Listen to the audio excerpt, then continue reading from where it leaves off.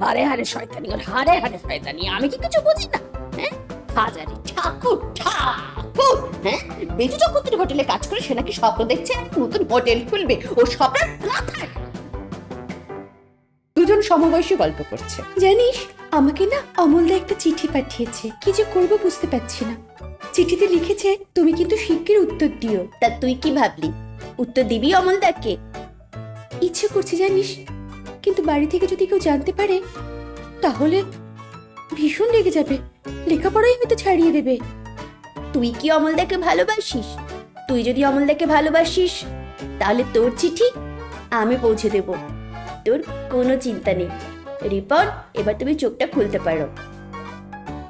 তোমার মনে হয়েছে দুটো আলাদা মানুষ কথা বলছে? পুরোপুরি। পশ্চিমবঙ্গে ভয়েস আর্টিস্ট তাদেরকে না লোকে বেশি জানে না, অনেক সময় তোমাদের নামটাও যায় না। আমরা কাজটাকে ভালোবাসি, কাজটা করি। মির্দা না আমার যে শিল্পী জীবনটা সেটাকে রাতারাতি পাল্টে দিয়েছে। একটি মেয়ে সারা জীবন সংসার করেও শ্বশুরবাড়ির মন পায় না, কিন্তু আমি যদি সেই পরিশ্রম করি, যদি একটি কবিতাকে সেইভাবে ডেলিভার করতে পারি, আমি অনেক মানুষের মন পেতে পারি। এইটা না আমি বুঝেছিলাম। তো কিছুর মধ্যে এই লেখার সময়টা কোথা থেকে? আমার বর যখন মারা গেলেন তখন আমি সমস্ত কিছু থেকে নিজেকে সরিয়ে নিয়েছিলাম। আমার এত কষ্ট হতো, আমি অ্যাসাইলামেও ভর্তি ছিলাম 15 দিন। অ্যাসাইলাম থেকে যখন ফিরলাম আমার না বুকটা ফেটে যেত, মানে আমার বাবা মাও বুঝতে পারতো না, এখনো পারে না, কেউ বুঝতে পারে না। তোমার যন্ত্রণা কেউ বুঝবে এটা আশা করাটাই খুব ভুল। কেউ বুঝবে না, তোমার যন্ত্রণা তোমারই। আজকে আমার গলাটা না খুব বসে আছে বেসিক্যালি, কিন্তু আজকে যার পডকাস্ট তিনি একজন ভয়েস আর্টিস্ট। তো বেসিক্যালি বর্তমানে অডিও স্টোরি শুনতে কার না ভালো লাগে, সেটা গপ্পমুনির ঠেকো বা সানডে সাসপেন্স হোক, কিন্তু এর পেছনে কারা থাকে, তাদের জীবন স্টোরি কি হয়, সেই নিয়ে আজকের পডকাস্ট। সব থেকে বড় কথা, মির্দার সাথে তার কাজের এক্সপিরিয়েন্স কেমন এবং তার জীবনের উথাল ফাতালে তার ভয়েস তাকে কতটা সাপোর্ট করেছে। তিনি যে একই ভয়েসে নানা রকম শব্দ বার করেন, মানে নানা রকম কণ্ঠ দিতে পারেন, তার পিছনে কারণটা কি, তো চলুন শুরু করি। দিদি কেমন আছো? খুব ভালো আছি। তুমি মির্দার সাথে কাজ করছো দীর্ঘদিন ধরে? হ্যাঁ, প্রায় 3 বছর হতে চললো। 3 বছর। মির্দার সাথে কাজ করার অভিজ্ঞতা কেমন? মির্দা না আমার যে শিল্পী জীবনটা সেটাকে রাতারাতি পাল্টে দিয়েছে। আচ্ছা। মানে আমাদের কলকাতা শহরে, পশ্চিমবঙ্গে ভয়েস আর্টিস্ট হ্যাঁ, তাদেরকে না লোকে বেশি জানে না। ঠিক তাই। কারণ আমরা তো মাইক্রোফোনের কাজ করি, ক্যামেরার পেছনে থাকি। কাজ করি, ঠিক, আমাদের অনেক সময় তো আমাদের নামটাও যায় না। হ্যাঁ, আমরা কাজটাকে ভালোবাসি, কাজটা করি। এইটাকে একটা কি বলবো, মানে আমূল পরিবর্তন করে দিয়েছে মির্দা, গপ্পমীরের ঠেক। মানে প্রত্যেকটা ভয়েস আর্টিস্ট, আমাদের যে ছোট ছোট রিলগুলো যায়, আমাদের যে অভিনয় দক্ষতা, সেগুলো কিন্তু খুব অল্প সময়ের মধ্যে দাদা সেটাকে তুলে ধরে, এবং সেটা লক্ষ লক্ষ মানুষ, সেটা শুধু দেশের মধ্যে নয়, দেশের বাইরে যারা প্রবাসী বাঙালি আছেন, যারা বাংলা ভাষাটাকে ভালোবাসেন, বাংলা সাহিত্যটাকে ভালোবাসেন, তাদের সবার কাছে আমরা পৌঁছে যাচ্ছি এই মানুষটার হাত ধরে। আরেকটি মানুষ গোধূলি শর্মা। এই দুটি মানুষ, গোধূলি তো মূলত আমাদেরকে, মানে আমাকে কাস্ট করে বিভিন্ন চরিত্রে। কৃতজ্ঞ এই দুটো মানুষের কাছে। তোমার সাথে কি মির্দার সম্পর্ক আগে থেকে ছিল নাকি মির্দা মানে আড্ডার ঠেক থেকে শুরু? একটা ওয়ার্কশপ করতে গেছিলাম, আমি পার্টিসিপেট করেছিলাম ওয়ার্কশপটাতে। সেখানে মির্দা এসেছিলেন, আর ওয়ার্কশপটা শেষে দাদার সাথে আমার কথা হয়। কথা হবার পর ফোন নাম্বারটা বদলা বদলি হয়, এবং আমি একটা অডিশন দিয়েছিলাম যেটা ওভার টেলিফোন। ওকে।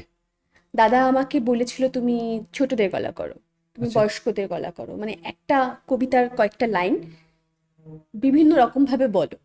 সেটা আমি ফোনে বলি, এবং তারপরে আমাকে দাদা ডেকে নেন। মানে পার্সোনালি চেনা ছিল না, দাদাকে যতটুকু দেখেছি টিভির পর্দায়, রেডিওতে শুনেছি, কিন্তু এই ওয়ার্কশপটা এবং তারপরে এই আমার কাজ। হ্যাঁ, এবং এখন যেটা দাদা সবাই ক্যাপ্টেন বলে ডাকে, আমি দাদা বলি। এবং এটা শুধু দাদা বলার জন্য দাদা বলা নয়, আমার গার্জিয়ানও বলতে পারো, আমার মেন্টর। দাদাকে আমি খুব ভালোবাসি। তুমি বললে ভয়েস আর্টিস্টদের একটা পথ দেখিয়েছে মির্দা। হ্যাঁ। মানে নতুন ভাবে চিনিয়েছে। তোমার এই ভয়েস আর্টিস্টের জার্নিটা কিভাবে শুরু হলো? এটা অনেক বছর, জানো তো, মানে আমি কলেজ পাশ করার পর আমার রিসাইটেশন দিয়ে শুরু, আবৃত্তি পরিষদ বহু, তখন আমি সবে মানে কলেজে ফার্স্ট ইয়ার, আচ্ছা, তখন থেকে তুমি তখন শুরু থেকে করেছো? করছি আমি ওকে। এটা। রিসাইটেশন দিয়ে শুরু, অডিও ড্রামা দিয়ে শুরু, তারপরে আমি all India radio drama artist. এইটাকে মানে ভালো লাগা তো ছিল। কবিতা নাটক তো আমরা বাঙালি ঘরে ছেলেমেয়েরা একটা বয়সে সবাই চর্চা করে, একদম, অনেকেই একদম, করে। একদম। তারপরে যেটা হয় কেরিয়ারের জন্য ছেড়ে দেয়, কিন্তু আমি যেটা করেছিলাম আমি ছাড়িনি, আচ্ছা। আমি ধরে রেখেছিলাম। জীবন প্রচণ্ড আমাকে কখনো উঠিয়েছে, কখনো নামিয়েছে, কিন্তু আমি কখনো এই চর্চাটা থেকে সরিনি। আচ্ছা। আমার এখানে গৌতম চক্রবর্তীর কথা বলতে হয়। গৌতম দা সেই মানুষ। আমি আকাশবাণী থেকে আমাকে একজন দাদা, রানা দা, তিনি আমাকে উড়িয়া ফিল্ম যে বাংলায় ডাব হয় সেখানে আমাকে নিয়ে গিয়েছিলেন, যে আমি আচ্ছা। তখনও জানি না যে আমি করতে পারবো কিনা। আচ্ছা। তো গৌতম দা আমার গলার খুব অভিজ্ঞ মানুষ, তো আমার টোনাল কোয়ালিটি শুনে আমাকে বলেছিলেন তুমি পিচটাকে একটু ডাউন করো, করে দেখো তো তুমি ছোটদের মতন করে কথা বলতে পারছো কিনা। মানে আমি তখন নিজেও জানতাম না যে আমার গলা দিয়ে বাচ্চাদের গলা বেরোবে কিনা, আমি জানি না। সেটা ডিসকভার করেছিলেন গৌতম দা। মানে আমাদের জীবনে না এক একজন মানুষ থাকেন যারা মানে সেই নাবিকের মতন, যারা আমাদেরকে এক একটা দিকে নিয়ে যায় এবং জীবনের এক একটা দ্বীপ, অজানা দ্বীপ আবিষ্কার করে দেন। তুমি বলে জীবনের অনেক চড়াই উতরাই হয়েছে, সেখান থেকে তুমি কবিতা বা তোমার জার্নিটাও তো ভয়েস আর্টিস্টের বিষয়টাকে তুমি ধরে রেখেছো। আমি ধরে রেখেছি। এই চড়াই উতরাইটা যদি খানিকটা শেয়ার করো, মানে একজন ভয়েস আর্টিস্টের জীবনটা কতটা চড়াই উতরাইয়ের মধ্যে দিয়ে যেতে পারে অ্যাজ পার তোমার কেরিয়ার যদি হয়। দেখো, আমি যে ঘরে বিলং করি, আমার একেবারে নিম্ন মধ্যবিত্ত পরিবার। সেখানে দূর দূর পর্যন্ত কোথাও এই চর্চা ছিল না। আমার বাবা একজন অটো ড্রাইভার ছিলেন। আমাদের ঘরে কোনো রেডিও টেলিভিশন ছিল না। আমার মনে আছে আমি যখন ক্লাস 8-এ, আমি একটু লেখাপড়ায় খারাপ ছিলাম না, আমি যখন ক্লাস 8-এ পড়ি, রেজাল্টটা ভালো হওয়ার জন্য বাবা একটা টেপ রেকর্ডার কিনে দিয়েছিল। বাহ। হ্যাঁ। তারপর যখন মাধ্যমিক পাশ করি, আমার মনে আছে আমি 97-এ মাধ্যমিক দিয়েছি, আমাদের অঙ্ক পরীক্ষাটা ক্যান্সেল হয়েছিল। আচ্ছা। তো ছুটি একটা ছিল না বা একদিন ছিল, এরকম কিছু একটা হবে। আমি তো একেবারে পাগলের মতো পড়ছি। পরীক্ষা যে ক্যান্সেল হয়েছে সেটা কিন্তু জানবার কোনো উপায় ছিল না, আমাদের টেলিভিশন নেই। উল্টো দিকের বাড়ি টুম্পিদি আমাকে ওখান থেকে চিৎকার করছে, পাপিয়া পাপিয়া। আমি, কি হয়েছে দিদি? তোদের পরীক্ষা ক্যান্সেল হয়েছে। আমরা এই যে একটা গুরুত্বপূর্ণ খবর আমরা পাশের বাড়ি থেকে জানতে পারলাম। আমার মনে আছে আমরা ছোটবেলায় সেই মহাভারত দেখতাম, চিত্রহার দেখতাম, শ্রীকৃষ্ণ, এগুলো না আমরা পাশের বাড়িতে দেখতে যেতাম। একদম আমরাও তাই। টিভি ছিল না। তারপরে কথা হচ্ছে মাধ্যমিক পাশের পর আমাদের ঘরে একটা টিভি আসে। আচ্ছা। আমার এই যে চর্চা, ব্ল্যাক এন্ড হোয়াইট না কালার সেটা বলো? Black and white. আমাদের মনটা খুব রঙিন ছিল।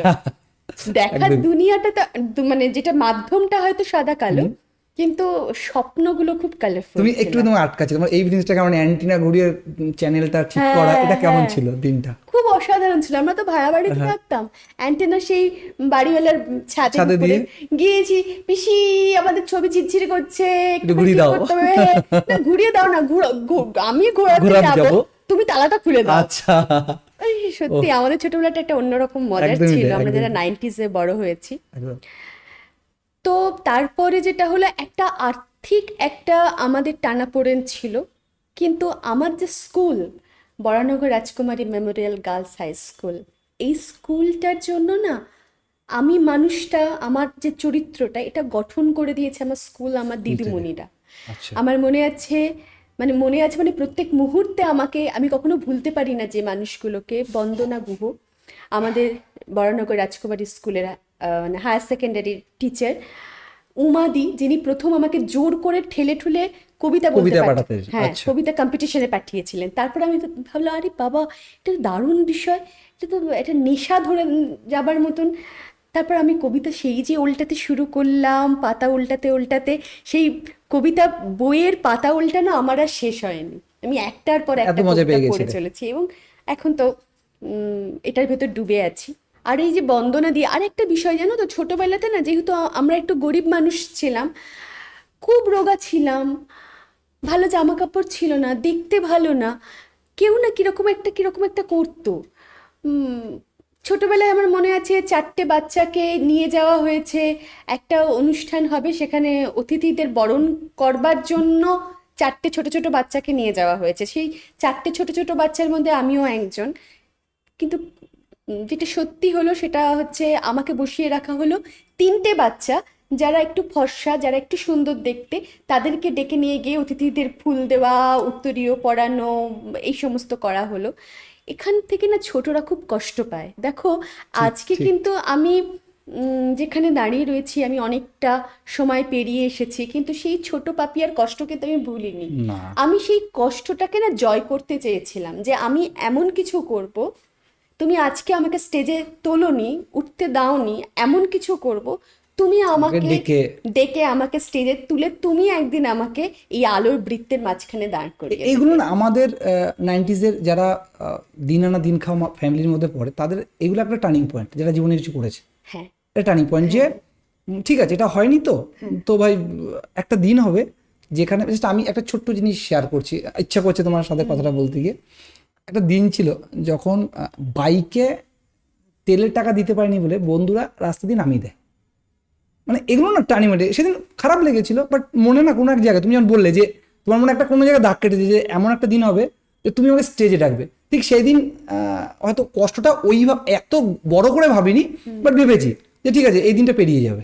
আজকে তুমি বাইক, আজকে বাইক পড়ে রয়েছে। হ্যাঁ, বন্ধুর কাছে কৃতজ্ঞ, সে যে বন্ধু হ্যাঁ, তোমাকে নামিয়ে definitely। দিয়েছিল। মানে আমার না আশা করি তোমারও যে এই ব্যাপারগুলো তাদের প্রতি ক্ষোভ নেই, না, ইভেন কোনো তাদের ক্ষোভ নেই। থ্যাংক ইউ যে বা ভগবান সেই জায়গাটাকে তৈরি করেছে হ্যাঁ, যে আজকে যার ফলে আমরা জীবনে যেটুকু করতে পেরেছি, যাই হয়েছে, আমার মনে হয় ওই দিনগুলো একটা টার্নিং পয়েন্ট। হ্যাঁ, মাধ্যমিকের পরে হ্যাঁ। তারপরে জার্নিটা কি শুরু অ্যাজ এ ভয় করছি হ্যাঁ, জার্নিটা শুরু। তারপরে আমি ওই 11-12-এ আমি একটি কবিতা তখন পড়তাম না, আমি স্কুলে থাকাকালীন এক্সটেম্পো করতাম, ডিবেট করতাম, নাটক করতাম। মানে আমার সবসময় মনে হতো আমাকে মানুষ জানবে। তো এই যে জানা, অনেক মানুষ তোমাকে জানবে, অনেক মানুষ তোমাকে ভালোবাসবে, এটা না এই সাহিত্য চর্চা, শিল্পী হলে কিন্তু খুব সহজে মানুষের মন কাছে পৌঁছে জিতে যায়। নেওয়া ঠিক যায়। ঠিক ঠিক। হ্যাঁ, তুমি ধরো একটি মেয়ে সারা জীবন সংসার করেও শ্বশুরবাড়ির মন পায় না, কিন্তু আমি যদি সেই পরিশ্রম করি, যদি একটি কবিতাকে সেইভাবে ডেলিভার করতে পারি, আমি অনেক মানুষের মন পেতে পারি। এইটা না আমি বুঝেছিলাম সেইখান থেকে, যে আমি মানুষের ভালোবাসা পেতে খুব ভালোবাসি, যে সবাই আমাকে ভালোবাসবে। তারপরে এই সমস্ত মানে এটা পাওয়ার জন্য এটা করব, তারপর যখন বয়সটা বাড়লো তখন আর এইগুলো গৌণ হয়ে গেল। একদম। যে আমি দেখতে খারাপ, আমি কালো, এটা তখন আর মাথার মধ্যে নেই।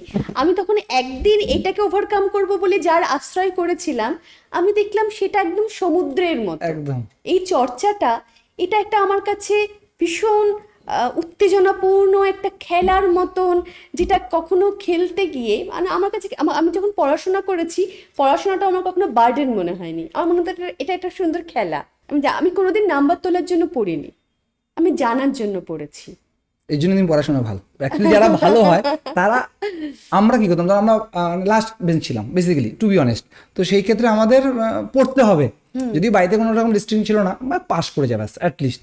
তো আমাদের কাছে পড়তে হবে, মানে পড়ে পাসটা করতে হবে। তোমাদের কাছে কি ছিল, ভালো লাগছে, মানে ব্যাপারটা গল্পর আকারে যাচ্ছে, হ্যাঁ, হ্যাঁ। খেলার আকারে যাচ্ছে, এটা তোমার ফিল করেছে পুরোটা। এটা যেন আমার দিদিমণিরা দায়ী, আমার বাবা মা।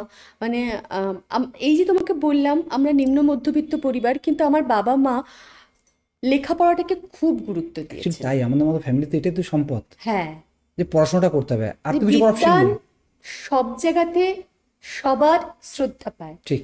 রাজা শুধুমাত্র তার সাম্রাজ্যে পূজিত হন, কিন্তু যিনি বিদ্বান তিনি গোটা ব্রহ্মাণ্ডের মানুষের শ্রদ্ধা পান। এইটা কিন্তু বাবা মা বুঝিয়ে দিয়েছিলেন। একদম, একদম। আর সত্যি কথা বলতে কি জানো তো, লেখাপড়া বলতে শুধু একাডেমিক নয়, লেখাপড়া যেটাকে জানা, সেটা যদি তোমার না থাকে না, তুমি যখন অভিনয় করছো একটা চরিত্রকে নিয়ে তুমি ভাববে কি করে, কাটাছেঁড়া করবে কি করে, যদি তোমার ভিতরে সেই জ্ঞানটা না থাকে। এবং অভিনয় মানে কি, অভিনয় মানে খুব সততার সঙ্গে অন্য একটি চরিত্রের অনুভূতি তুমি সৎভাবে ফুটিয়ে তুলছো, একদম সৎ হতে হয় আমার মনে হয় একদম। ভালো শিল্পী হতে গেলে। সকলেই বলেন এই কথাটা, ভালো মানুষ, এটা আমি বিশ্বাস করি। কারণ হচ্ছে দেখো, আমরা যখন পুজো দিই না, তখন যে তামার পাত্র বা যেখানেই তুমি পুজোর ফুল বা প্রসাদ তুমি রাখছো, তুমি কিন্তু সেটাকে ঝকঝকে করে, পবিত্র করে, ঠিক, পরিষ্কার ঠিক। করে রাখো। ঠিক। তেমনি তুমি একটা চর্চা করবে, এই কবিতা, নাটক, গান, এই সমস্ত কিছু তো একটা ফুলের মতো। একদম। তুমি যেখানে রাখবে সেটা যদি ক্লিন না হয়, তুমি রাখতে পারবো না, না। সেটাও নোংরা হয়ে যাবে রাখলে। তাই জন্য নিজের ভেতর থেকে আমার মনে হয় সবসময় ভালো ভালো রাখাটা রাখতে হবে, দরকার। তাই বিশ্বাস করি, তাতে আমার 2 টাকা কম হলো, আমার নাম কম হলো, আমার কিছু এখনো স্যাটিসফ্যাকশন মনে সেটা হয় ম্যাটার না। করে যে একদম। আমি যে কাজটা করছি সেটা কতটা আমার হৃদয় থেকে বেরোচ্ছে বা আমার ভালোবাসা থেকে আমি বেরোচ্ছে, কতটা তৃপ্তি পাচ্ছি পাচ্ছি দিনের শেষে। ছোট বয়সে থাকে জানো তো, অ্যামাউন্টের উপর, মানে আমি কতটা কাজ করব, আমি প্রচুর অনুষ্ঠান করব। এখন এখানে এসে আমার মনে হয় আমি একটু ভালো অডিয়েন্স চাই। আমার তাতে অনুষ্ঠান কম হোক, আমি এমন জায়গায় কাজ করব সেখানে আমি যেন প্রপার রেসপেক্টটা পাই। ঠিক। এটা তো আসলে মানুষের এই যে মানুষ বয়স বেড়ে গেলে বলে না, বয়স বেড়ে যাচ্ছে, আমার মনে হয় বয়স বেড়ে যাওয়াটা খুব খুব সুন্দর। কাজের অভিজ্ঞতাটা বাড়ে, অভিজ্ঞতা বাড়ে। জীবনের মানে দৃষ্টিভঙ্গি পাল্টে স্কেলটা, যায়। মানে হ্যাঁ। লেভেলটা আগে পরে বোঝা যায়। একদম। তুমি কি কখনো ভেবেছিলে যে তুমি ইন ফিউচার এরকম ভয়েস আর্টিস্ট হবে বা রেডিওতে ভয়েস দেবে বা তুমি কোনো মুভি ডাব করবে, এরকম কিছু কোনো প্ল্যান ছিল কিছু, নাকি জাস্ট হয়ে গেছে? এটা না ভবিতব্য, জানো, এটা মনে হয় ঠিক করা থাকে, আমার মনে হয়। আমি কখনো ভাবিনি। ভাবনি। আমি তোমাকে বললাম, আমার মূল কারণ ছোটবেলায় ছিল আমাকে কেউ ভালোবাসছে না, আমাকে সরিয়ে দিচ্ছে, আমি সেখান থেকে উঠে আসবো।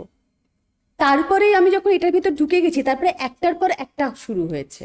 আমি আমি পড়াশোনা করেছি, আমি উচ্চ মাধ্যমিক পাশ করার পর পলিটেকনিক পড়েছি। আমার সাবজেক্ট ছিল ইলেকট্রিক্যাল, স্ট্রিম ছিল। পুরো ডিফারেন্স হয়েছিল। হ্যাঁ, ইলেকট্রিক্যাল ইঞ্জিনিয়ারিং নিয়ে ডিপ্লোমা করেছি, তারপরে এমআইর খানিকটা করেছি।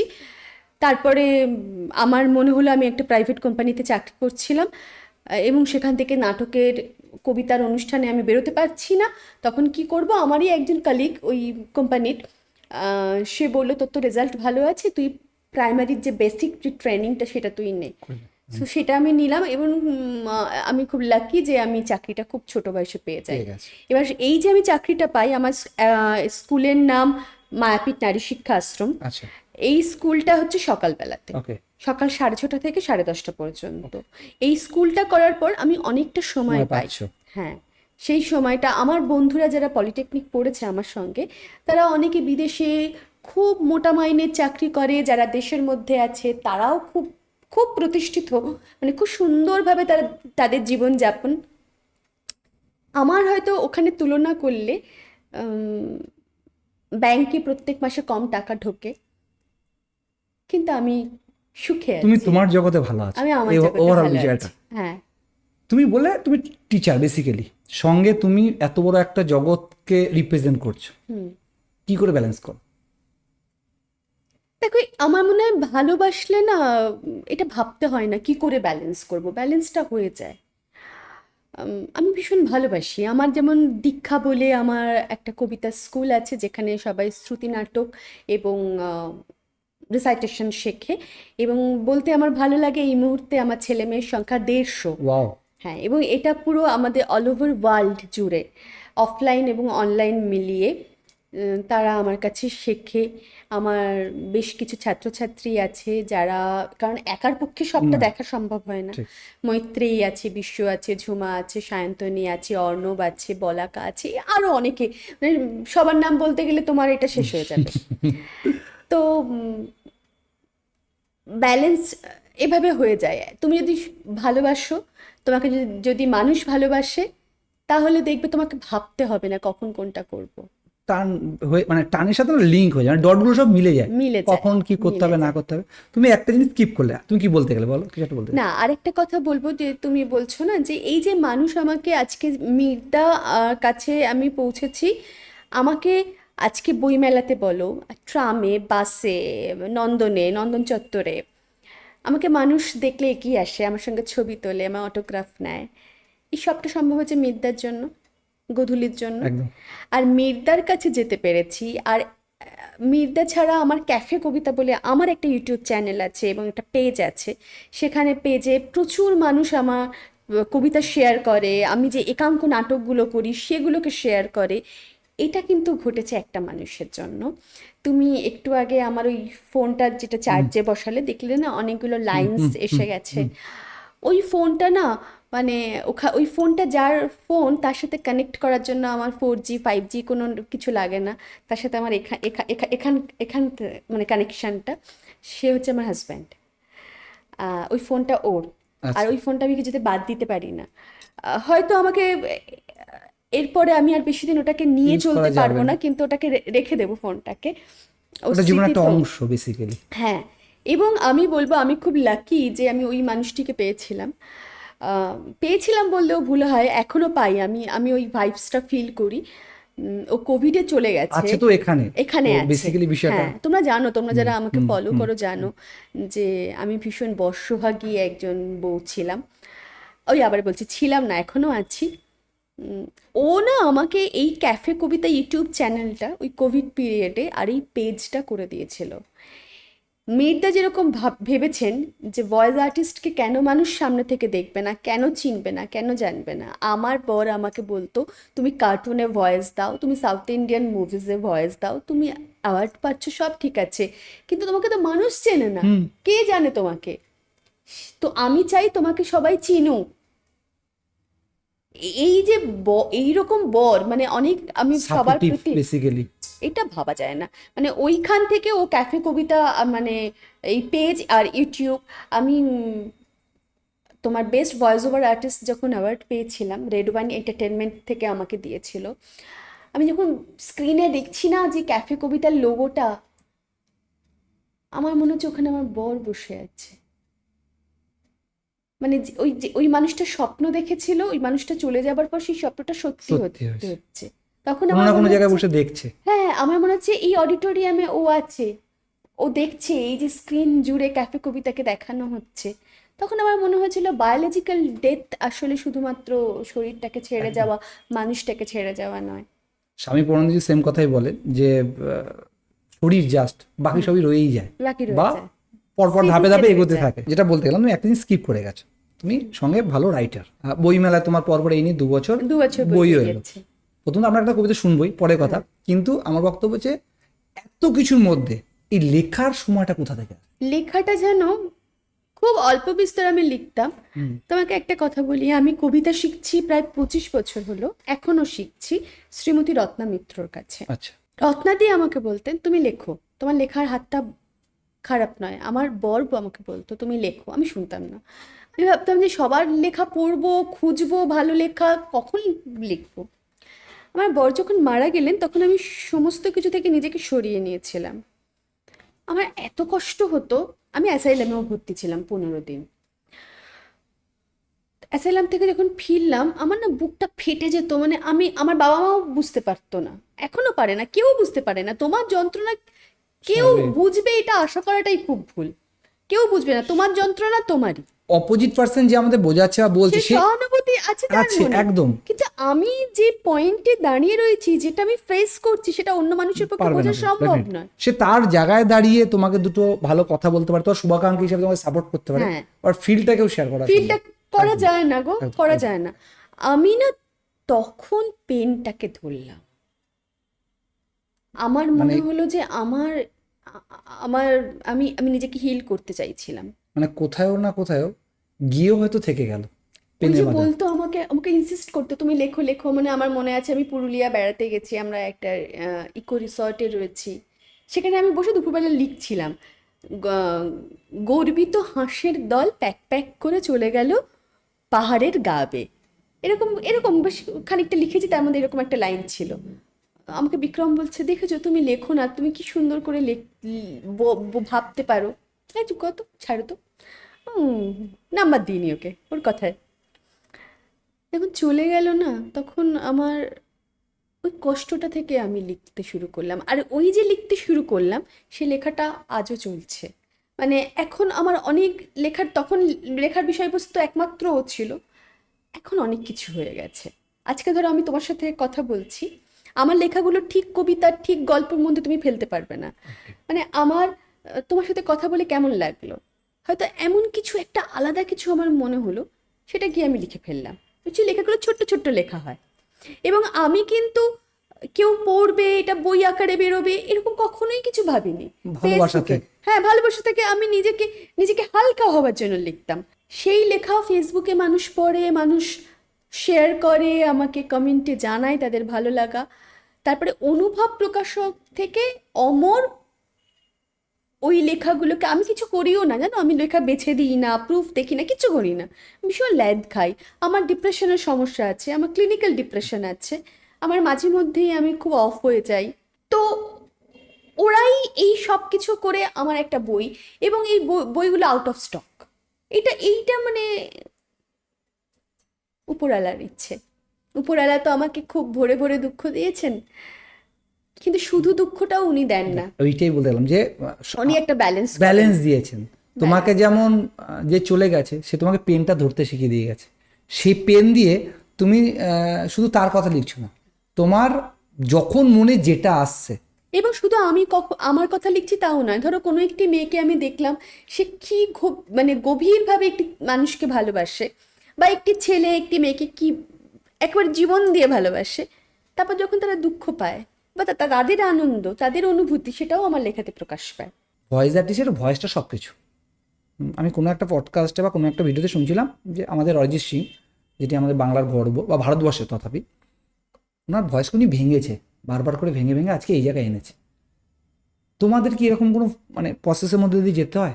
যেহেতু 100 বার যেতে হয়। তুমি যেহেতু একা অনেকগুলো ভয়েস করো, তোমার সেই জায়গাতেই তুমি ভয়েসকে কিভাবে ম্যানেজ করো পুরো ভয়েসটা? দেখো, সাধনা ছাড়া কিছু লাভ হয় না। আমি যখন ছোট ছিলাম, আমার কণ্ঠস্বর এমনিতে শুনতে ভালো, আমার নিজের কণ্ঠস্বরের প্রতি একটা প্রেম ছিল, নিজের প্রতি। যে আমার কণ্ঠস্বর লোকে ভালো বলে শুনতে। কণ্ঠস্বরটাকে তৈরি করতে হয়েছে রেওয়াজ করে, অনেক কিছু রেওয়াজ থাকে। শুধুমাত্র গান যারা করেন তারাই রেওয়াজে বসবেন, এটা খুব ভুল ধারণা। ওকে। যারা অভিনয় করেন, যারা অডিও স্টোরিতে, মানে থিয়েটার শিল্পী এবং শুধুমাত্র যারা গল্প পাঠ করেন, প্রত্যেকের রেওয়াজ দরকার। আমি আমার ছেলেমেয়েদেরকে রেওয়াজ করাই বিভিন্ন মাধ্যমে, বিভিন্ন এক্সপার্ট যারা আছেন, দেবাশিস চক্রবর্তী, তুমি দেখবে এখন বিভিন্ন চ্যানেলে মহালয়া পাঠ করেন, স্তোত্র পাঠ যেটা করেন, আমি ওনাকে এনেছি একবার আমার দীক্ষাতে। ওকে। আর একটা কথা কি জানো তো, মানে আমার যখন বয়সটা বাড়লো তখন আমার মনে হলো কণ্ঠস্বর শুনতে সুন্দর এই ক্রাইটেরিয়াটা একমাত্র হতে পারে না একটা আর্টিস্টের। তার মডিউলেশন, সেই কণ্ঠস্বরের ব্যবহার, তুমি কণ্ঠস্বরটাকে কিভাবে ব্যবহার করছো, এইটা সব থেকে গুরুত্বপূর্ণ।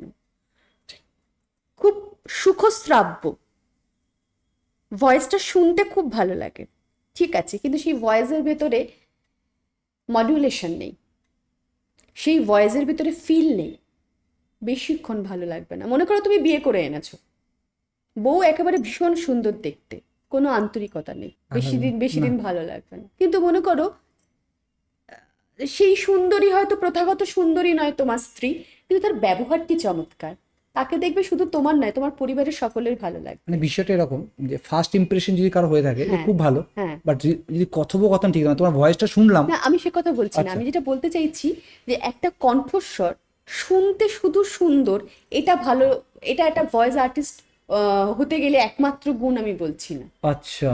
আমি বলতে চাইছি তার মডিউলেশন, বিভিন্ন চরিত্র অনুযায়ী কণ্ঠস্বরকে আন্তরিকভাবে প্রয়োগ করাটা একজন ভয়েস আর্টিস্টের সব থেকে বড় দিক। আচ্ছা, মানে সেগুলোকে তৈরি করতে হবে। হ্যাঁ, মনে করো আমি মাতু পাগলি করছি, তখন কি আমার কণ্ঠস্বর, আমি তোমার সঙ্গে যে ভয়েসে কথা বলছি, বা আমি একটা প্রেমের নাটক সংলাপ বলছি, আমার তো সেই ভয়েসটা তখন হচ্ছে না। তখন তো আমাকে সেই একটা বিকৃত একটা কণ্ঠস্বর বের করতে হচ্ছে। এবং আমি সবসময় একটা কথা বলি, মির্দাও আমাকে একটা প্রশ্ন করেছিলেন যে পাপিয়া, তুমি তো হাসি খুশি এমনিতে মানুষ, কিন্তু তুমি যখন দুঃখের চরিত্র করো, বা তুমি যখন এই ধরনের ভূতের গলা করছো, তখন কি করে করো? তো আমি দাদাকে একটা কথা বলেছিলাম যে দাদা, আমি গলা দিয়ে করি না, আমি মন দিয়ে করি। আমি মনটাকে আগে তৈরি করি একটা চরিত্রের জন্য, সেই মনটা আমাকে বলে দেয় এই চরিত্রের কণ্ঠস্বর এরকমটা হতে পারে। তো সেই মন, আমি বলছিলাম না লেখাপড়াটা খুব দরকার, এই লেখাপড়াটা কি জানো, সাহিত্য পড়া। সাহিত্য শোনা, বিভিন্ন শিল্প মাধ্যমগুলোর কাছে গিয়ে দাঁড়ানো। মানে তুমি কবিতা বলো বলে তুমি একটা নাচের অনুষ্ঠান দেখবে না তা নয়, ওই নাচের ওই যে রিদম, ওটা তোমাকে একটা কবিতার ছন্দ বুঝতে সাহায্য করবে। তুমি যখন একটা ছবির সামনে গিয়ে দাঁড়িয়েছো, চিত্রকর কিভাবে আকাশটাকে, নীলের তো অনেক শেড আছে, ধরো সে একটা সূর্যোদয়ের ছবি এঁকেছে, সেখানে যে রঙের ঘনঘটা, সেইটা না তোমার ভেতরে একটা বিক্রিয়া তোমার ভেতরে চলবে, যে রসায়নটা তোমার ভেতরে হচ্ছে একটা ছবির সামনে দাঁড়িয়ে তুমি যে মুগ্ধ হচ্ছ, সেটা কখনো না কখনো তোমার শিল্প মাধ্যমে যেটা নিয়ে তুমি কাজ করো তোমাকে হেল্প করবে, তোমাকে বুস্ট করবে একটাকে প্রজেক্ট করতে, একটা জিনিস তৈরি করতে। সেই জন্য আমি বলি যে গণ্ডিটা যেন তোমার এইটুকু না হয়, তোমার ব্যাপ্তিটা যেন অনেক বড় হয়। মানে যেহেতু তুমি ভয়েস নিয়ে কাজ করছো, বা যে করে সে সাথে শুধুমাত্র তার গলার উপর নির্ভর না থেকে, সে একটা পাখার আওয়াজ শুনলে সে যেন ওইটাকে জাস্ট অনেকে, মানে আমি বোঝাতে চাইছি যে রাস্তায় চলতে চলতে কারো আওয়াজ পাচ্ছে, কোনো ভ্যানওয়ালা চিৎকার করছে, কোনো তার থেকে বড় টিচার আর কেউ নেই। একদম ওই জায়গাটা ধরতে বলছো তুমি বেসিক্যালি। হ্যাঁ, ওকে। মানে রাস্তায় একটা পাগলি সে কথা বলছে, ওইটা সব থেকে অথেন্টিক, ওটা তোমাকে কেউ দেখাতে পারবে না, ওইটা তোমাকে ফলো করতে হবে। তোমার তোমার নিজস্ব যে অ্যান্টেনা আছে সেটা সবসময় এরকম ভাবে থাকবে, কানেকশনটা লেগে যায়, লেগে ডটটা যায়। মিলে যায়। হ্যাঁ, এইটা খুব দরকার। এবং এই লেখাপড়াটা সবসময় চলতে হবে। এটা তোমার মৃত্যু যত, মানে তোমার শ্বাস, শেষ নিঃশ্বাস পর্যন্ত তোমার এই নিজেকে তৈরি করাটা, এটা চলতে থাকবে। তুমি মনে করছো আমি তৈরি হয়ে গেছি, আমাকে অনেক মানুষ চেনে, তুমি মীরদার কথাই ভাবো না, এই মানুষটার সঙ্গ, আমরা যে এই মানুষটাকে দেখি না, যে আমাদের আমরা যার কথা শুনে হাসি, আহ, খুব সামান্য আমরা দেখতে পাই, মীরদার কাছে না একটা কথা বলতে গিয়ে 10 বার ভাবি দাদাকে এটা বলবো, মানে এইরকম একটা ব্যক্তিত্ব, এটা এটা তৈরি করতে হয়, এটা তৈরি হয় ওই লেখাপড়া থেকে। মির্জার কথা যাবো আমরা পরে, তার আগে তুমি বললে কোনো চরিত্রকে যদি ফুটিয়ে তুলতে হয় সেটা মন থেকে আসতে হয়। হ্যাঁ, অবশ্যই। এমন কোনো সময় হয়েছে যে তুমি কোনো একটা চরিত্র করতে গিয়ে সেই চরিত্রের মধ্যে অনেকদিন ঢুকেছিলে, বা সেই চরিত্র থেকে বেরোতে গিয়ে তোমার খানিকটা সময় লেগেছে? সেরকম ভাবে বলতে গেলে আমি বলবো মানিক বন্দ্যোপাধ্যায়ের অতসী মামি। অতসী মামি খুব অদ্ভুত একটা, এই গল্পটার একটা ব্যাকগ্রাউন্ড আছে। আমি আমার বর মারা গেছেন মে মাসে, 4th মে। ওই দিনটাতে আমি আসানসোল গেছিলাম, আমার বরের বাড়ি আসানসোল। আচ্ছা। আসানসোলের যে হাউজিংয়ে ও বড় হয়েছে, ও না একদম পড়াশোনা করতো না, ও শুধু ফুটবল খেলতো। ও খুব বড় ফুটবল প্লেয়ার ছিল। তো ছোটবেলায় ফুটবল খেলা শুরু ওই হাউজিংয়ের মাঠ থেকে। সেদিন কি সারা রাত আমি ওই মাঠটাতে বসেছিলাম। যেদিন গত হয়েছে না, তবে লাস্ট মানে অ্যানিভার্সারি, ডেথ অ্যানিভার্সারিতে আচ্ছা। আমি গিয়ে বসেছিলাম। আমার মনে হচ্ছিল যে এই ধুলোই তো ওর গায়ে লেগেছে, এই মাঠের ধুলো, এই মাঠে ও কত ফুটবল নিয়ে দৌড়ে বেরিয়েছে। তারপর আমি কলকাতা ফিরলাম। কলকাতা ফিরে আমাকে গধূলি একটা স্ক্রিপ্ট পাঠালো, আমি দেখলাম অতসী মামি তুমি করবে। আমার গল্পটা আগে থেকে পড়া ছিল না। আমি যখন স্ক্রিপ্টটা পড়তে শুরু করলাম, আমার মনে হলো ঈশ্বর আমার সাথে আর কি করবেন। মানুষকে আনন্দ, মানুষকে সুখ, মানুষকে দুঃখ, মানুষকে বিভিন্ন অনুভূতির সামনে দাঁড় করানোর জন্য তিনি আমাকে আর কতটা পড়াবেন। আমি দেখছি অতসী মামির ওখানে লেখা আছে, অতসী মামি যিনি স্বামী ছিলেন তিনি ট্রেন দুর্ঘটনায় মারা যান। তিনি প্রত্যেক তিথিতে, ওই প্রত্যেক বছরে যখন দিনটা আসে, তিনি ওইখানে ওই দুর্ঘটনার ওখানে গিয়ে বসে থাকেন। তুমি সেটা করে এসেছো? আমি সেটা করে এসেছি। এটা কিন্তু গোধূলি জানে না যে আমি আসানসোল গিয়েছি। ওই উপরওয়ালা আমাকে নিয়ে কি খেলে তুমি একবার ভাবো। আমি ভাবছি এটা কি করে হলো। ওখানে লেখা আছে অতসী মামি মামার যখন ওই বাঁশি বাজাতে গিয়ে যে রক্ত উঠতো সেটাকে মামি রেখে দিয়েছে। আমার বর বেলভিউতে ভর্তি ছিল, যখন মারা যাচ্ছে, যখন ভেন্টিলেশনে ডাক্তার বলে দিয়েছেন আপনি মন থেকে শক্ত হন, আমার মনে হচ্ছে আর তো কিছু থাকবে না, তাহলে ইউরিনটা যে প্যাকেটে জমা হচ্ছে ওই প্যাকেটটা আমি রেখে দেবো, শেষ আমার কাছে ওইটুকু থাকবে। তখন না ওই ঘেন্না, দুর্গন্ধ, হাইজিন এগুলো আর কাজ করে না। কিছু তো থাকুক একটা মানুষের কাছে, মানে আমার কাছে থাকুক। আমি পড়ছি আর ভাবছি কি হচ্ছে এগুলো। আমি যখন মাইক্রোফোনের সামনে অভিনয় তো করিনি ওই গল্পটাতে, আমার মনে হচ্ছে বহুদিন আগে লেখক আমাকেই হয়তো ভেবে লিখে গেছেন, এরকম মনে হচ্ছে। শেষ হবার পর আমার কান্নাটা থামছিল না। রেকর্ডিস্টকে আমি শুধু আবছা দেখলাম, রেকর্ডিস্ট কাট বলতে যাচ্ছিল, তাকে মির্দা থামালো, ওই কান্নাটাও ওটাকে রেকর্ড করা হলো। সময় লেগেছিল ওটা, ওই ওই ওটা অভিনয় করার পর। ওটা অতসী আমি মধ্যে ছিলাম।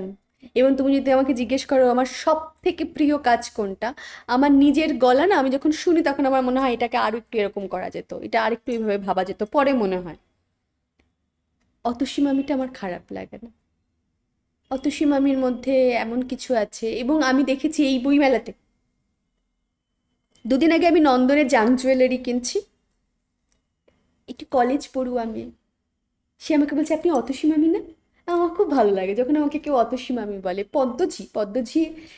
পদ্মজি হতে গিয়ে আমি যেরকম, আমি কখনো কারোর সাথে ঝগড়া সেভাবে করি না বাইরে, আর করি মায়ের সাথে, বাবার সাথে করি, বোনের সাথে করি, বাইরে কারোর সাথে আমি ঝগড়া করি না, আমি করতে পারি না। কিন্তু পদ্মজি ভীষণ ঝগড়া করে, সেটা না আমাকে মানে হয়ে উঠতে হয়েছে ওই চরিত্রটা। কিন্তু অতসী মামি যেন আমি, যুগ যুগ ধরে যারা প্রিয়জনের বেদনায় ডুবে থাকেন। আজ 5 বছর হলো বিক্রম নেই, ফিজিক্যালি নেই, কিন্তু আমার মনে হয় এই যে তুমি আমাকে ডেকেছো, এত মানুষ, এত গুণী গুণী মানুষ রয়েছেন আমাদের চারপাশে, আমি খুব সামান্য, এই যে ডাকছো সেই শুরুটা তো ওই মানুষটা করে দিয়ে গেছেন। ওই ক্যাফে কবিতা যদি না থাকতো, ওই পেজ, তাহলে আমি এত মানুষের কাছে পৌঁছতাম না, তোমাদের কাছে পৌঁছতে পারতাম না। শুরুটা তো ওই মানুষটা করে। আমি আমি খুব প্রেমিক মানুষ, জানো তো, মানে আমি খুব প্রেমে থাকতে ভালোবাসি। আমাকে অনেকে বলে আপনি খুব কালারফুল, এই সারাক্ষণ সেজে গুজে থাকেন। আসলে আমি খুব প্রেমে থাকি নিজের প্রতি, নিজে না, মানে মানুষের প্রতি। আমার সকল, আমি গাছপালা ভালোবাসি, পশু পাখি ভালোবাসি। আমার বর যখন, আমার বিয়ে হয়েছিল, এই যে বরের কথাই বারবার আসছে, তা বলছি তোমাকে ছোট্ট একটা ইনসিডেন্ট। মানে আমার বর না খুব ভালো একটি চাকরি করতেন, আহ, ও ও ওই ব্র্যান্ডেড জামা কাপড় পরবো, বিদেশ ঘুরতে যাব, এসবের ভেতর ছিল। মানে ছোট ছোট অনুভূতিগুলো ওর ভেতরে অতটা ছিল না, খুব রাফ অ্যান্ড টাফ।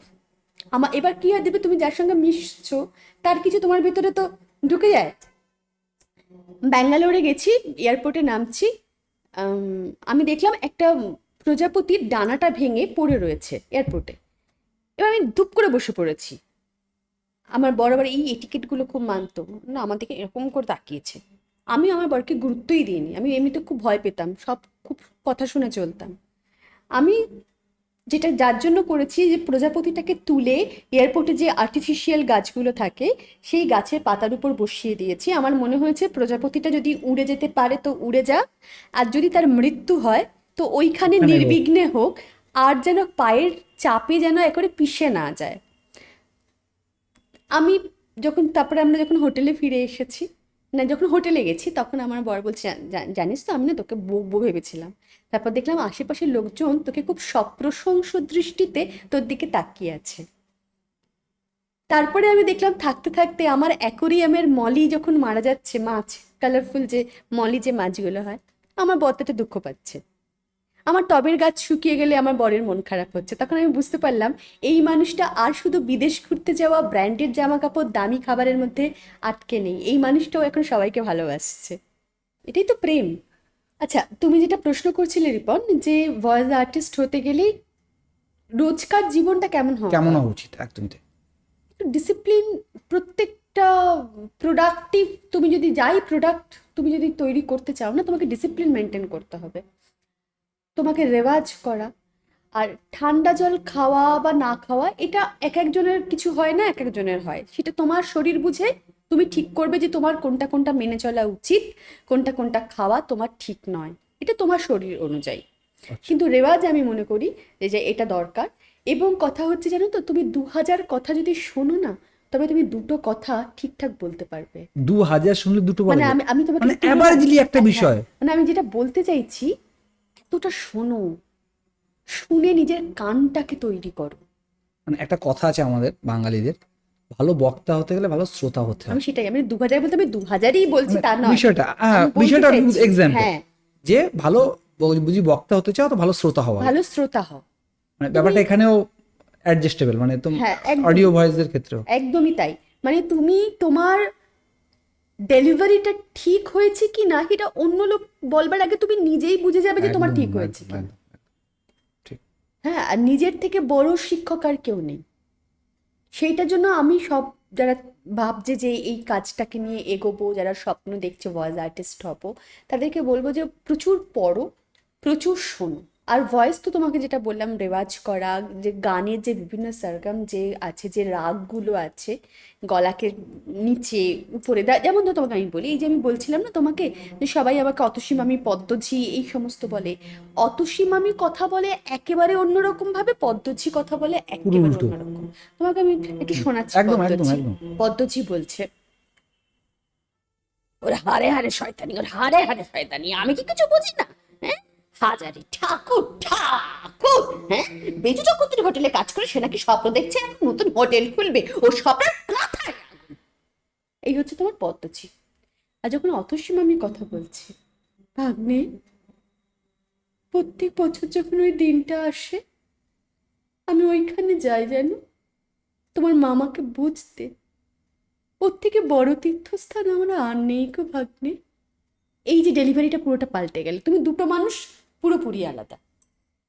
আমি এগুলো তোমাকে বললাম, আমি আহ, হাতে সময় বেশি থাকলে আমি বাসে উঠে পড়ি, ট্রেনে উঠে পড়ি, শেখার যেখানে জন্য, অনেক মানুষ শেখার জন্য। শেখার জন্য কথা বলছে, দুটো মানুষ কথা বলছে। যেমন ধরো দুটো মেয়ে কথা বলছে, একই বয়সী, টিনেজার, তুমি চোখ বন্ধ করো, আমি তোমাকে শোনাচ্ছি, তুমি আমাকে অনেস্ট রিভিউ দেবে যে দিদি এটা আমার মনে হয়েছে বা এটা আমার মনে হয়নি। আমি আহ, দুজন সমবয়সী গল্প করছে।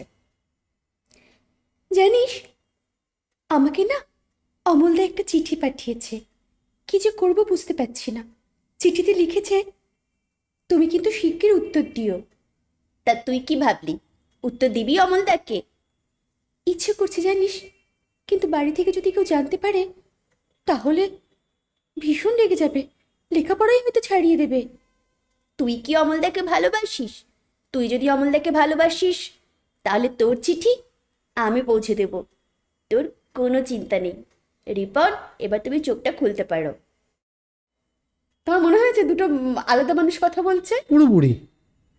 তুমি, আমার না এখানে একটা বড় প্রশ্ন, তুমি এমন হয়ে যায় এই একটা গল্পে 2-3টে ক্যারেক্টার করো, তাকে ম্যানেজ করো কি করে দিদি?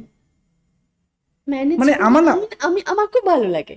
মানে আমি যখন শুনছি যে একটা মানুষ বলছে, এটা ভাবতে গিয়ে আমাকে দুবার ভাবতে হচ্ছে। আমি দিদির কাছে শুনছি, মানে তুমি স্যাটেন চেঞ্জ করো কি করে, মানে কি করে সম্ভব এটা? এটা আমাকে ঈশ্বর দিয়েছেন, মানে এইটার না কোনো ব্যাকরণ নেই। আমি যেমন এই কিছুদিন আগে তাল নবমী গেল বিভূতিভূষণ বন্দ্যোপাধ্যায়ের, ছোট গল্প। নেপালটা আমি করেছিলাম। নেপাল একেবারে ছোট 10-12 বছরের একটা ছেলে, সেই ছেলের গলা আমি তোমাকে শোনাচ্ছি। নেপাল গোপালকে বলছে, তুই কেন তাল দিতে গেলি? তোকে কতবার করে বারণ করলাম? ঠিক করেছিলাম আমি তাল দেব, তাল দিলে দুটো পয়সা পেতাম, সেই পয়সা দিয়ে মুড়ি কিনে খেতাম, তুই তাল দিতে গেলি কেন? হ্যাঁ, এটা তো 12 বছরের একটা। এবার এবার ধরো এরকম, আমি যেমন তোমার অ্যানিমেট্রিক্স বলে একটি চ্যানেল আছে, হুম। সেখানে আমি 22 বছর ধরে কাজ করছি। তোমরা চাঁদের বুড়ি ম্যাজিক ম্যান দেখতে ছোটবেলায়, বাটুল দি গ্রেট, হ্যাঁ, ওখানে ম্যাক্সিমাম ফিমেল ভয়েস আর ছোট বাচ্চার ভয়েস আমি করেছি। তো এই যে ভয়েসের ভ্যারিয়েশন, তারপর তোমার ছোটবেলায় তোমরা শ্রীকৃষ্ণ, বিভিন্ন আমাদের চ্যানেলগুলোতে ছোট কৃষ্ণ, বিভিন্ন বয়সী কৃষ্ণ, ধরো একদম ছোট্ট কৃষ্ণ মাখন খাচ্ছে, আমি তোমাকে শোনাচ্ছি।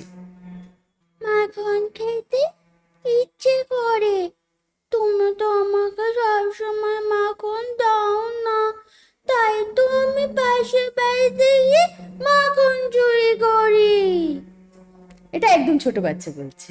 আবার যখন কৃষ্ণ একটুখানি বড় হবে, বা ধরো যখন রাধা কথা বলছে, যশোদা কাকি, জানো আমি কানাইকে কতবার করে বললাম, কিন্তু কানাই আমার কোনো কথা শোনেই না, তুমি ওকে একটু ভালো করে বলো তো যেন ও আমার সব কথা শোনে।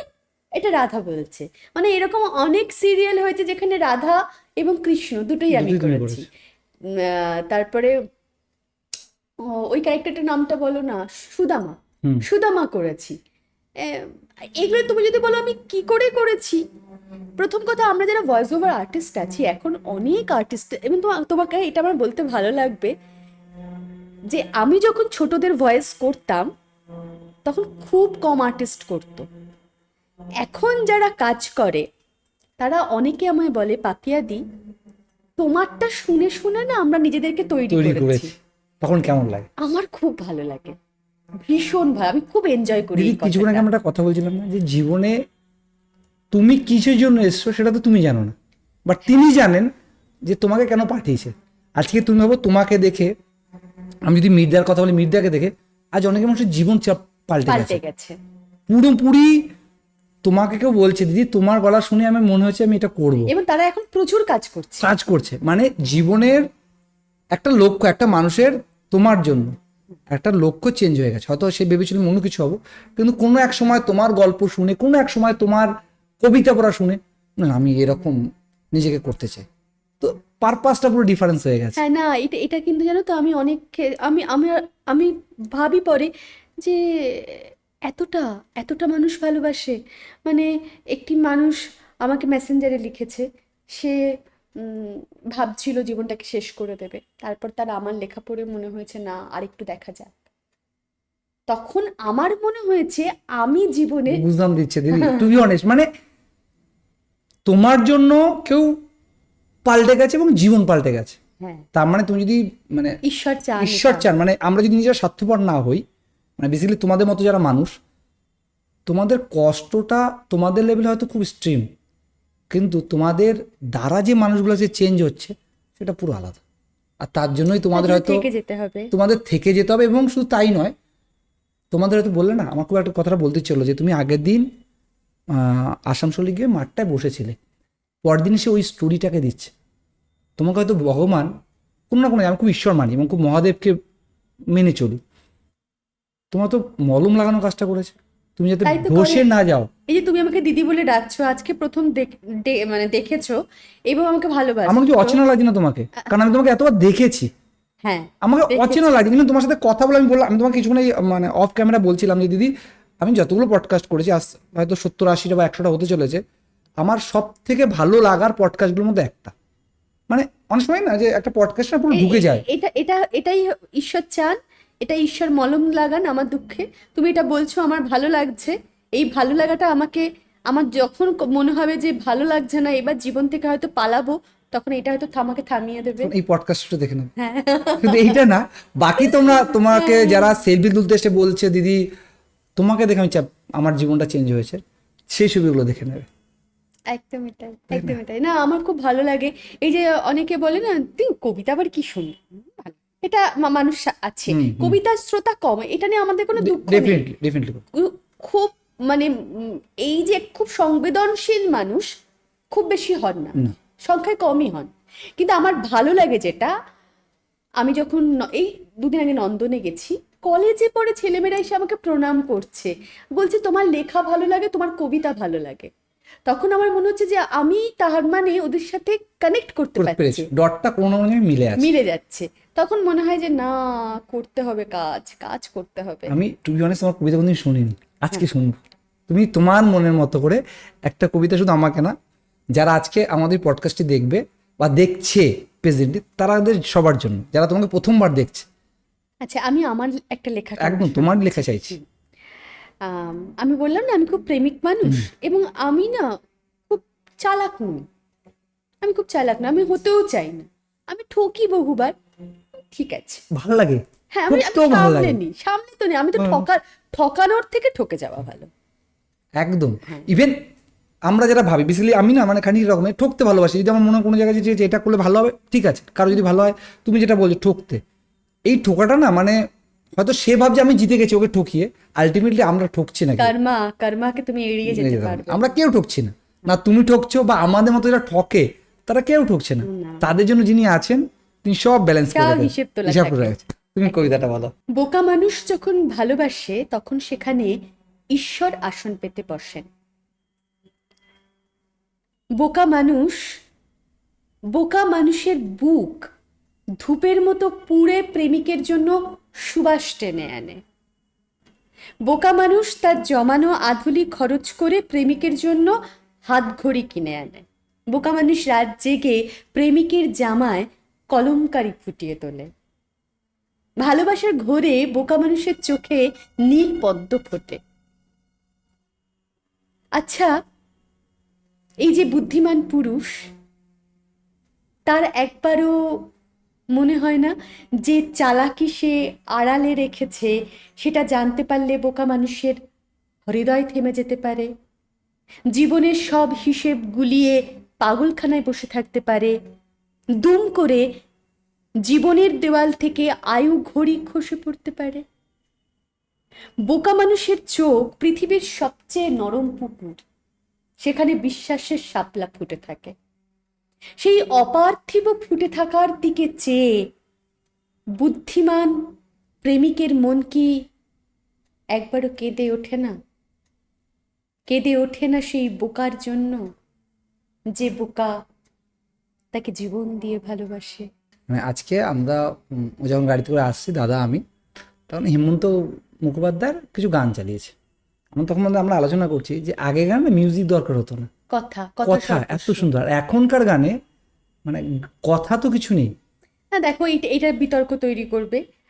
এখনো ভালো কিছু হচ্ছে, ভালো সারা জীবন থাকবে, কিন্তু সংখ্যাটা কথা বলছি। তুমি আগের ভাবো, তুমি হেমন্তজি, মান্নাজি, এখন অনেক গান, মানে ভালো গানের পাশাপাশি বলছি, এমন কিছু গান তৈরি হয় যেগুলো বুদবুদের মতো ওঠে এবং হারিয়ে যায়। মানে আমরা কম্পেয়ার করছি কার সাথে?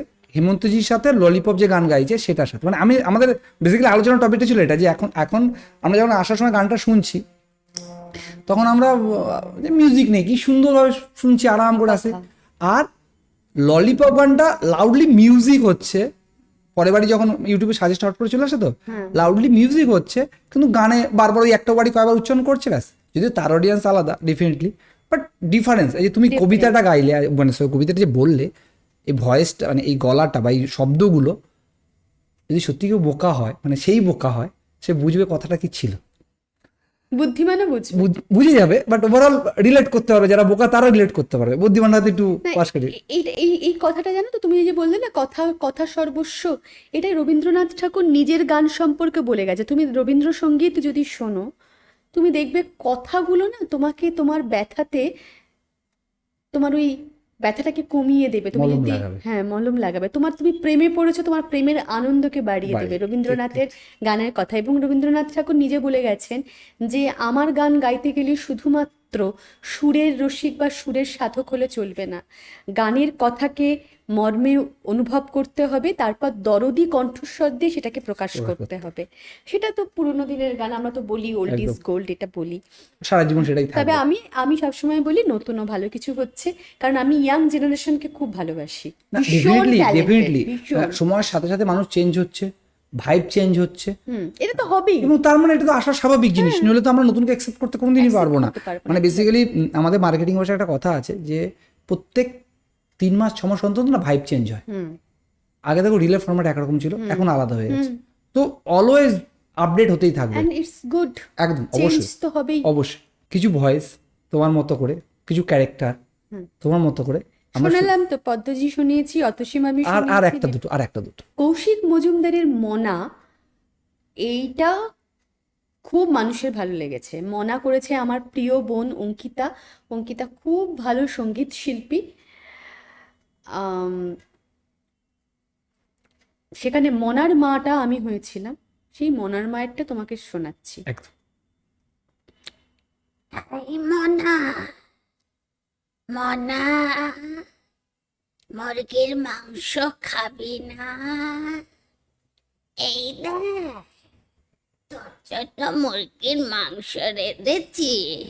মনা, তুই কতদিন মুরগির মাংস খাসনি? আয় আয় মা।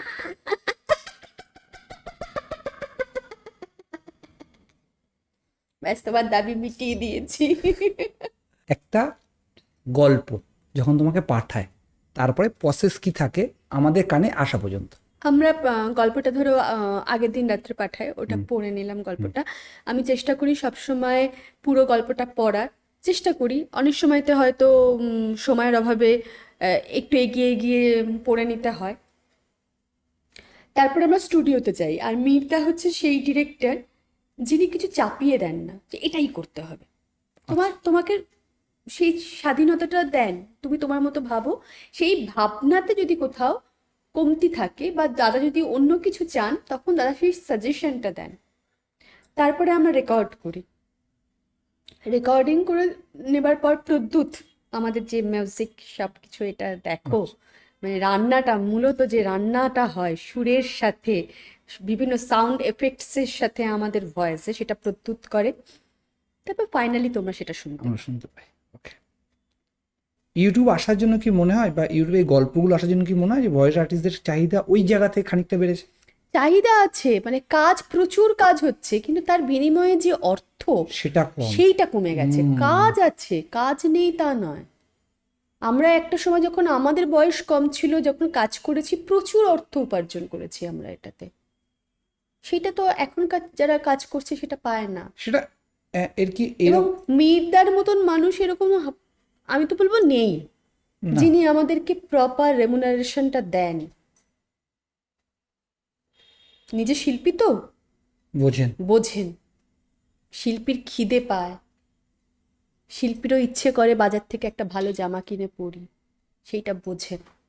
আচ্ছা, বিপরীতটা এরকম কি, মানে জাস্ট আমি জানতে চাই, সেটা হচ্ছে যে এত ইউটিউব চ্যানেল, এত পরিমাণে ভয়েস আর্টিস্ট হতে আসছে মানুষজন, যার ফলে কি কোনো না কোনো জায়গায় গিয়ে যে ভ্যালুটা পাওয়া দরকার কিন্তু প্রপার আর্টিস্টরা পাচ্ছে না? এটা কারণ না। দেখো, ভালো জিনিসের চাহিদা সবসময়তে ছিল। ওই যে যারা কম পয়সায় কাজটা যে কোনো রকম ভাবে হোক তুলে নেওয়ার একটা মনে করে, তারা তখন কম্প্রোমাইজ করে না। যে আর্টিস্ট তৈরি হয়নি, যে বা যিনি আর্টিস্টই নন, তাকে দিয়ে একটা কাজ করিয়ে নিচ্ছে। আচ্ছা, এটাই তো বলছি, কিছু মানুষের জন্য তৈরি হয়নি। আর্টিস্টের সংখ্যা বাড়াতে কোনো অসুবিধা নেই, কিন্তু যারা কাজটা করিয়ে নেবেন তারা যদি মনে করেন যে আমার কোয়ালিটির সাথে আমি কম্প্রোমাইজ করব না, তাহলে যতজন আর্টিস্ট দাঁড়িয়ে রয়েছে তাদের নিজেদের মধ্যে সেই প্রতিযোগিতা থাকবে যে আমি ওই কোয়ালিটির কাজ দেব, তবে আমি কাজ পাবো। ঠিক ঠিক ঠিক, যেটা মীরদা করছে। হ্যাঁ, এটা যেখানে মীরদা কোনো কম্প্রোমাইজ করেন না। থ্যাংক ইউ দিদি, তুমি এতটা সময় দিলে আমাদের সাথে। এবং দেখো, আমার একটা ইচ্ছে ছিল, সেটা আমরা আজকে কমপ্লিট করলাম। এবং ভবিষ্যতে মনে হয় আরও একবার আমরা বসবো, একবার না, মাঝে মাঝে হয়তো বসবো। সময় দিও আমাদের। আমরা মাইক্রোফোন ছাড়াও বসতে পারি। একদম, ভালো থেকে। হ্যাঁ।